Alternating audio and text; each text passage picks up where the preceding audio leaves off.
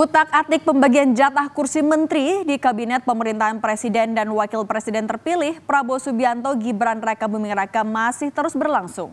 Tak hanya Prabowo yang dikabarkan sedang menyelesaikan dan menyeleksi nama-nama menterinya, partai politik pendukung Prabowo Gibran juga tengah mempersiapkan nama-nama yang akan diajukan sebagai calon menteri.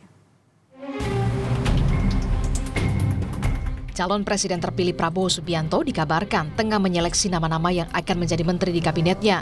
Partai politik pendukung Prabowo Gibran juga sudah mulai menyiapkan nama-nama yang akan diajukan sebagai menteri di kabinet Prabowo Gibran.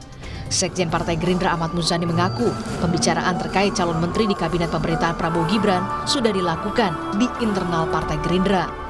Namun, siapa saja yang akan masuk dalam kabinet, semuanya jadi hak prerogatif dari Prabowo. Semakin dekat dengan Oktober, saya kira pembicaraan itu ada. Tetapi saya tidak tahu terus terang karena itu hak dan domain Presiden terpilih.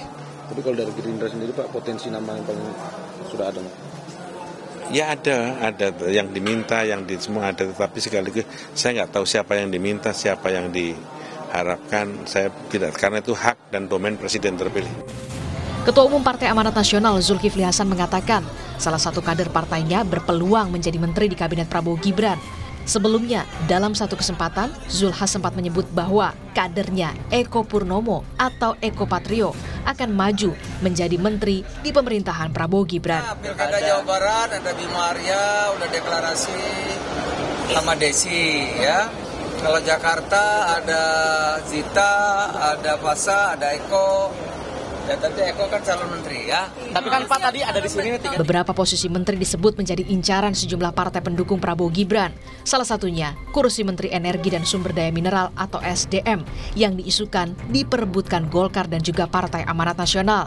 Ketua Umum Partai Golkar Erlangga membantah desas-desus itu dan menegaskan tidak ada yang pernah berebut kursi menteri. Pimpinannya Pak Presiden terpilih. Sekarang kursi Golkar berapa Pak yang dijanjikan Pak Prabowo Pak? Kursi Golkar untuk kabinet mendatang? Tunggu tanggal mainnya. Nah, ada yang bukan tidak. Pasal 15 Undang-Undang Nomor 39 Tahun 2008 tentang Kementerian Negara telah mengatur jumlah maksimal kementerian, yakni total sebanyak 34 kementerian. Pelantikan Prabowo Gibran sebagai Presiden dan Wakil Presiden akan digelar pada 20 Oktober mendatang.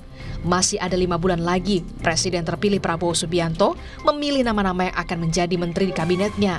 Hal ini juga bisa jadi kesempatan bagi partai politik untuk menentukan arah politik mereka, apakah akan bergabung di pemerintahan atau memilih sebagai oposisi. Tim Liputan, Kompas TV.